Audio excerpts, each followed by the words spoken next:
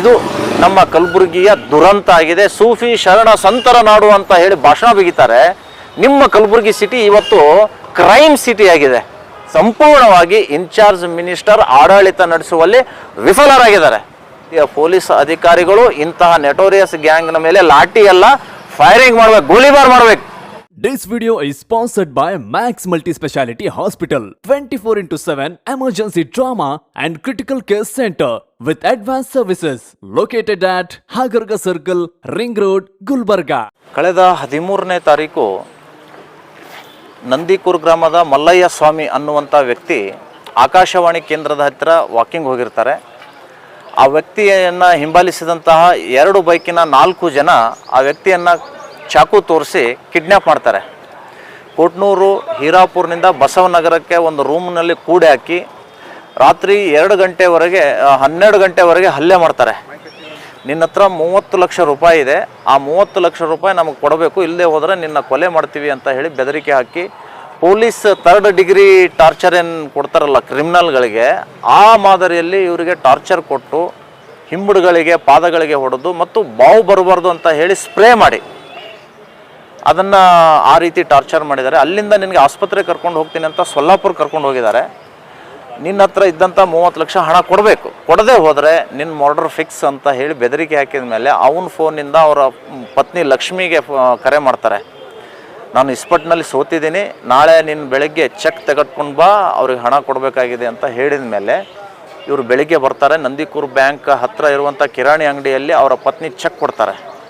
ಆ ಚೆಕ್ಕನ್ನು ಸ್ವೀಕಾರ ಮಾಡಿದಂತಹ ಈ ನೆಟೋರಿಯಸ್ ಗ್ಯಾಂಗ್ ಅಂಬರೀಷ್ ಕಾರದಪುಡಿ ಅಲಿಯಾಸ್ ಅಂಬೆ ಅಂತ ಹೆಸರಿದೆ.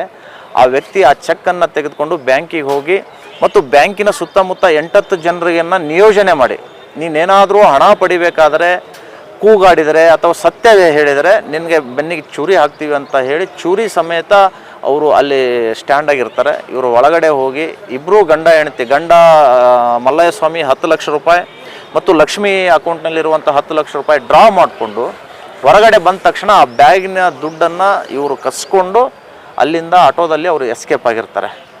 ಯಾರಿಗಾದರೂ ಹೇಳಿದರೆ ನಿನ್ನ ಕೊಲೆ ನಿಶ್ಚಿತ ಅಂತ ಹೇಳಿ ಬೆದರಿಕೆ ಹಾಕಿರೋದ್ರಿಂದ ಯಾರಿಗೂ ಹೇಳೋದಿಲ್ಲ ಅವರು. ಕೊನೆಗೆ ಅವ್ರು ಕೊಟ್ಟಂಥ ಟಾರ್ಚರ್ನಿಂದ ನೋವು ತಾಳದೇನೆ ಮೋಹನ್ ರಾಜ್ ಆಸ್ಪತ್ರೆಗೆ ಭೇಟಿಯಾಗಿ ಅಲ್ಲಿ 2 ದಿನ ಚಿಕಿತ್ಸೆ ತಗೋತಾರೆ. ನಂತರ FIR ಮಾಡ್ತೀವಿ ಅಂತೇಳಿ ಜಿಮ್ಸಿಗೆ ಬಂದು ಜಿಮ್ಸ್ನಲ್ಲಿ ಪೊಲೀಸರನ್ನು ಕರೆಸಿ MLC ಮಾಡಿ ಪ್ರತಾಪಾದ್ ಪೊಲೀಸ್ ಠಾಣೆಯಲ್ಲಿ FIR ಆಗಿದೆ. ಅಂಬೆ ಅಲಿಯಾಸ್ ಖಾರದ ಪುಡಿ ಅಂಬರೀಷ್ ಅಂತೇಳಿ ಆತ ಮತ್ತು ಆತನ ಸಹಚರರ ಮೇಲೆ FIR ಆಗಿದೆ.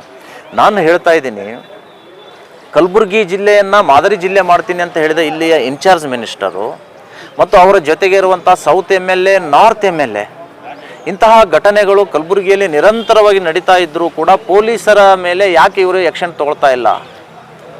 ನಾಯಿ ಕೊಡೆಗಳಂತೆ ಇಡೀ ಜಿಲ್ಲೆಯಾದ್ಯಂತ ಮತ್ತು ನಗರಗಳಲ್ಲಿ ಅಕ್ರಮ ಇಸ್ಪೀಟ್ ಅಡ್ಡೆಗಳು ನಾಯಿ ಕೊಡೆಗಳಂತೆ ತಲೆ ಎತ್ತಿದ್ದಾವೆ. ಲೀಗಲ್ ಆಗಿರುವಂತಹ ಕ್ಲಬ್ಗಳನ್ನು ಇವತ್ತು ಇನ್ಚಾರ್ಜ್ ಮಿನಿಸ್ಟರ್ ಪ್ರಭಾವ ಬೆಳೆಸಿ ಬಂದ್ ಹಾಕಿದ್ದಾರೆ. ಅದರ ಪರಿಣಾಮ ಇಂತಹ ಅಕ್ರಮ ಇಸ್ಪೀಟ್ ಅಡ್ಡೆಗಳು ಎಲ್ಲ ಕಡೆ, ಯಡ್ರಾಮಿ, ಜೇವರ್ಗಿ, ಶಾಬಾದ್ ಕ್ರಾಸ್ನಲ್ಲಿ ಅಲ್ಲಿ ಲಕ್ಷಗಟ್ಟಲೆ ಹಣ ಬಿದ್ದಾಗ ಇಲ್ಲಿಯ ಗ್ಯಾಂಗ್ ಅಲ್ಲಿ ಹೋಗಿ ದಾಳಿ ಮಾಡಿ ಆ ಹಣವನ್ನು ಲೂಟಿ ಮಾಡ್ಕೊಂಡು ಬರ್ತಾರಂತೆ. ಅಲ್ಲಿ ಇಸ್ಪೀಟ್ ಆಡೋರು ಯಾರು ಪೊಲೀಸರ ಹತ್ರ ಹೋಗೋದಿಲ್ಲ, ಯಾಕೆಂದರೆ ಅವ್ರು ಮಾಡೋದೇ ಇಲ್ಲಿಗಲ್ಲು. ಹೀಗಾಗಿ ಅವರಿಗೆ ಚಲ್ಲಾಟ ಆಗಿದೆ. ಈ ವ್ಯಕ್ತಿಯೂ ಕೂಡ ಇಸ್ಪೀಟ್ನಲ್ಲಿ ಗೆದ್ದಿದ್ದಾನೆ ಅನ್ನುವಂಥ ಆರೋಪ ಹೊರಿಸಿ ಈ ವ್ಯಕ್ತಿಯಿಂದ 20 ಲಕ್ಷ ಹಣ ಪಡೆದಿದ್ದಾರೆ. ದೊಡ್ಡದಾಗಿ ಇನ್ಚಾರ್ಜ್ ಮಿನಿಸ್ಟರ್ ಭಾಷಣ ಮಾಡ್ತಾರೆ. ಈಗ ಯಾಕೆ ಸೈಲೆಂಟ್ ಇದ್ದಾರೆ? ಯಾವಾಗ ವೈಲೆಂಟ್ ಆಗೋದು ಇವರು? ವಿಧಾನಸೌಧ ಇದು RSS ಕಚೇರಿ ಅಲ್ಲ ಅಂತ ಹೇಳಿ ಭಾಷಣ ಬಿಗಿತಾರೆ. ಹಾಗಾದರೆ ನಿಮ್ಮ ಪೊಲೀಸ್ ಸ್ಟೇಷನ್ ಏನಾಗ್ತಾ ಇದೆ? ವಾಡಿ ಪೊಲೀಸ್ ಸ್ಟೇಷನ್ನಲ್ಲೇ ಇಸ್ಪೀಟ್ ಆಡಿಸ್ತಾರೆ ಅಂದ ಮೇಲೆ ಇನ್ನು ಕಾನೂನು ಬಾಹಿರವಾಗಿ ಗಲ್ಲಿಗಳಲ್ಲಿ ಇಸ್ಪೀಟ್ ನಡೆಯೋದಿಲ್ವಾ? ಸಂಪೂರ್ಣವಾಗಿ ಇನ್ಚಾರ್ಜ್ ಮಿನಿಸ್ಟರ್ ಆಡಳಿತ ನಡೆಸುವಲ್ಲಿ ವಿಫಲರಾಗಿದ್ದಾರೆ. ನೆಲಕಚ್ಚಿ ಹೋಗಿದೆ ಇಲ್ಲಿಯ ಅಧಿಕಾರ ಮತ್ತು ಆಡಳಿತ.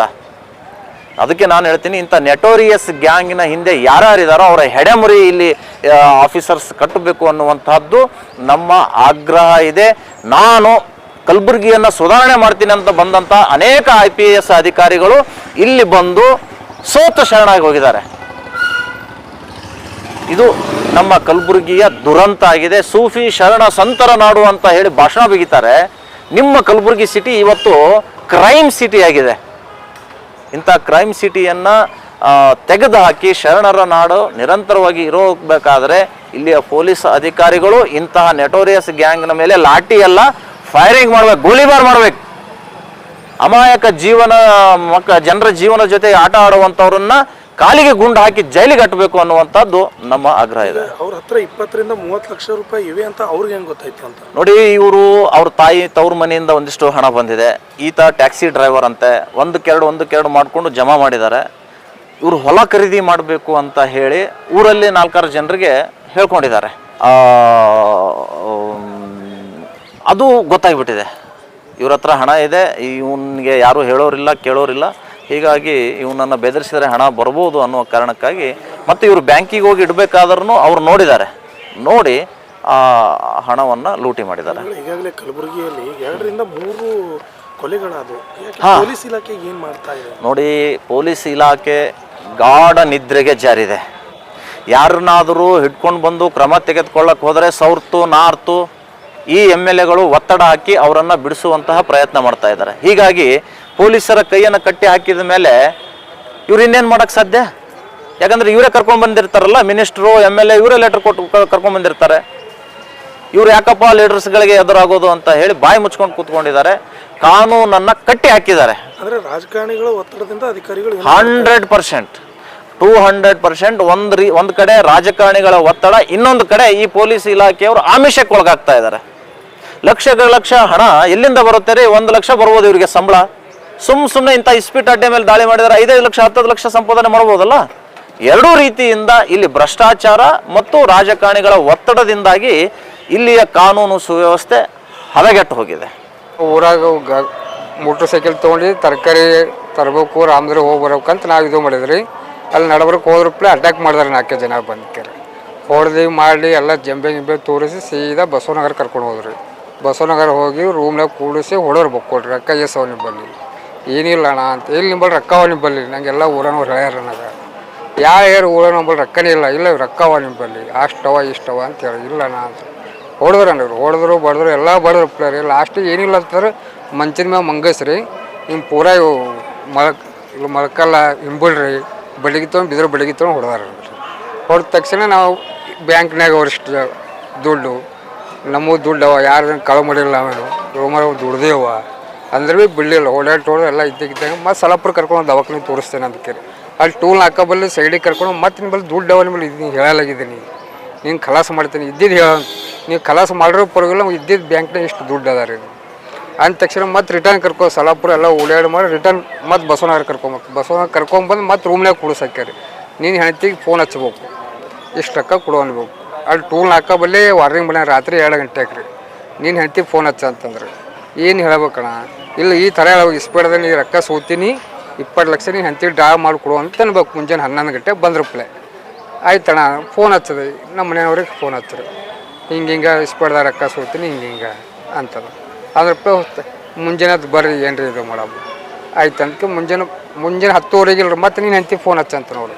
ನನ್ನ ಮೊಬೈಲ್ ತೊಗೊಂಡ್ಯಾರಿ, ನನ್ನ ಮೊಬೈಲ್ ತೊಗೊಂಡು ಹಚ್ಚ ಇಲ್ಲ ಬ್ಯಾಂಕಿಗೆ ಹೋಗಿದ್ದಿಲ್ಲ ನೀವು? ಹ್ಞೂ ಬಂದಿನಿ ರೀ, ಸ್ವಲ್ಪ ಲೇಟ್ ಆತ, ಬ್ಯಾಂಕ್ನಾಗ ರೊಕ್ಕ ಇಲ್ಲಲಾಗತ್ತಾರಲ್ಲ.